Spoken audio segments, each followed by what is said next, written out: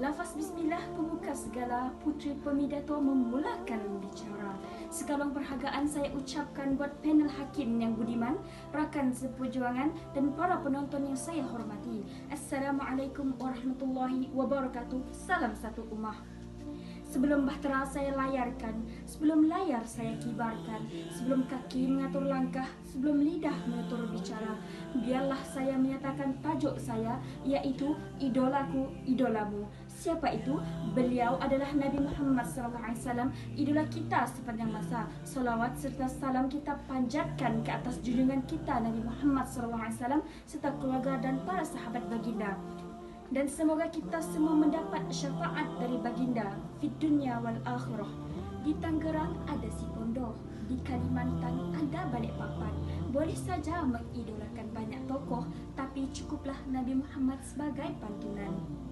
Dalam kehidupan ini, kita sebagai manusia tentu mempunyai idola sendiri, seperti Superman, Batman, Ultraman, Ronaldo dan banyak lagi. Adakah manusia yang mereka idolakan itu sanggup berkorban untuk mereka? Adakah perbuatan idola yang mereka idolakan itu sehebat akhlaknya Nabi Muhammad? Tidak, tidak sama sekali. Namun hakikatnya Nabi Muhammad SAW adalah sebaik-baik manusia yang kita perlu contohi, yang perlu kita idolakan. Seperti yang kita tahu, Nabi Muhammad merupakan tokoh penting dalam sejarah agama Islam yang sanggup mempertahankan agama Islam hingga ke hari ini. Jika tidak kerana Nabi Muhammad SAW, tidaklah agama Islam sampai ke hari ini. Bahkan dapat dikatakan seluruh umat Islam pasti sudah mengenali sosok seorang Nabi dengan segala kebaikan dan kerendahan hatinya itu, yang sanggup berjuang apa sahaja demi menegakkan agama Islam. Beliau pun disebut sebagai utusan Allah yang menjadi tauladan seluruh umat manusia di atas muka bumi ini, baik dari zaman kenabian hingga zaman moden saat ini. Nabi Muhammad sendiri merupakan Nabi yang paling akhir yang diutus untuk menuntun umat di dunia, di mana Allah menjadikan Nabi Muhammad sebagai Nabi penutup dan tiada lagi Nabi setelahnya yang menjadi utusan Allah SWT.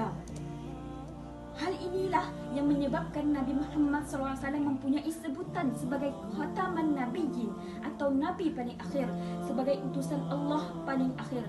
Nabi Muhammad menyempurnakan ajaran Allah yang telah disampaikan oleh nabi-nabi sebelumnya. Sebagai Nabi terakhir, perjalanan Nabi Muhammad tidak lepas dari upaya menyeru seluruh umat manusia agar beribadah kepada Allah dan menunjukkan mereka jalan yang lurus dalam urusan dunia maupun akhirat. Persoalannya, mengapakah kita harus mengidolakan baginda? Mengapa kita perlu mengikut akhlak baginda? Kerana baginda Nabi Muhammad SAW mempunyai akhlak yang mulia, sentiasa jujur. Perkataan yang keluar dari mulut baginda sentiasa menunjukkan hati dan kasih sayangnya terhadap umatnya tidak berbelah bagi. Sebagaimana firman Allah SWT di dalam Al-Quran, sesungguhnya engkau Muhammad mempunyai akhlak yang agung.